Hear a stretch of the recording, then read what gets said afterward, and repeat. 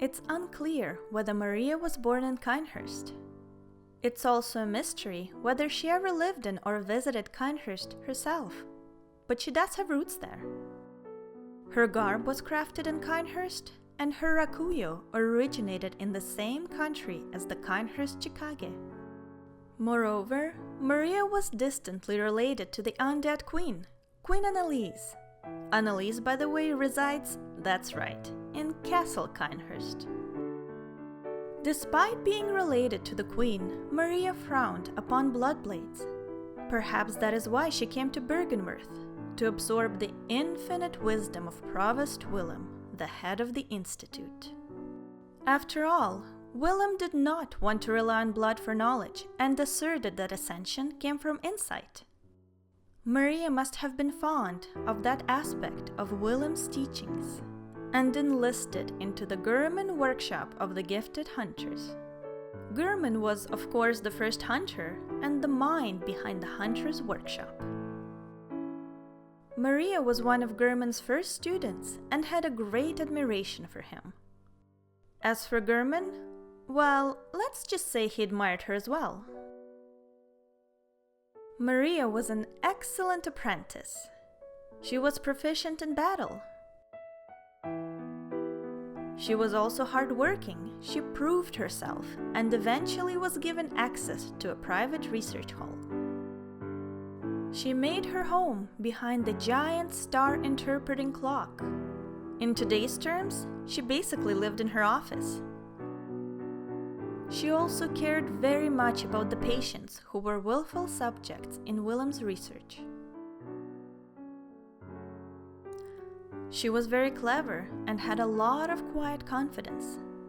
She was sure to replace Gurman one day. Her resourcefulness led her to conduct her own investigation and to discover that a carcass of a great one, Kaz, washed up on the coast of a fishing hamlet. Of course, she told Gurman of her incredible find, who in turn told Willem. Willem then did what any reasonable human being would do. He sent a bunch of hunters into the fishing hamlet to torture and slaughter its inhabitants and to steal the corpse of Kaz. Because that's how you get the great ones on your side, right?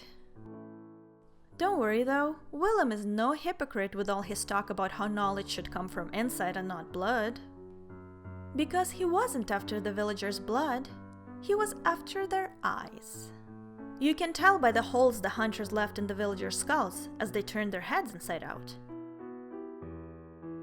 The corpse of Kaz was brought back to the research facility. It was incorporated into the glorious experiments Willem was conducting.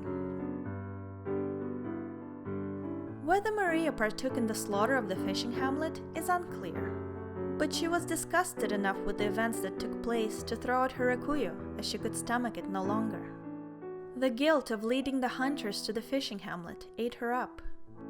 So she went to her Astral ClockTower, the place she made her home, and cut open her own throat.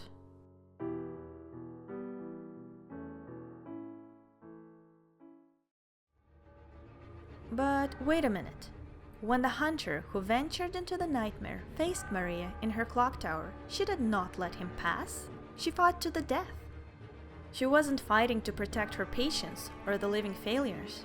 Her placement in the nightmare would suggest that she was trying to protect the fishing hamlet, its inhabitants, and perhaps the corpse of Kaz. If Maria was in fact in the fishing hamlet when the massacre took place, I think she would have reacted the same way. I think she would have kicked the other hunters' heads in had they tried to harm the people living in the village. Moreover, why isn't there a note somewhere?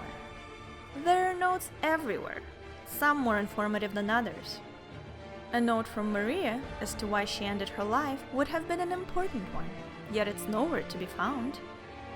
Finally, as she was sitting in her chair, Maria seemed quite relaxed, with a glass of wine next to her.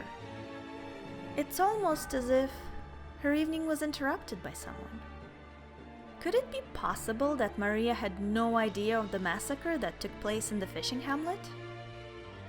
What if Willem told her about his intentions of raiding the hamlet, to which she said no, and told him she'll find another way to get him insight? Maybe throwing out her rakuyu signified an act of defiance against what Willem had in mind for the hamlet. Perhaps the massacre of the fishing hamlet went on behind Maria's back. Willem ordered Gurman and company to attack the villagers regardless of Maria's disapproval. He surely thought that he would eventually manage to convince Maria that ripping the villagers' eyes out and cutting up the body of Kaz was the right thing to do. For science, you monster. Maybe, while Maria was reflecting in the Astral ClockTower, sipping on her wine, trying to come up with a way to get Willem inside without harming the villagers, Gurman and his hunters were already in the hamlet, cracking skulls, and thus putting into motion a curse that would eventually engulf the hunters. Burden-was, Bergenwand, blasphemous murders, blood-crazed fiends. Atonement for the wretches, by the wrath of Mother Kaz. And what if, while Maria was sitting under the giant wheel of runes, deep in reflection, trying to come up with a way to save the villagers, ignorant to the fact that it was already too late, she received a visit?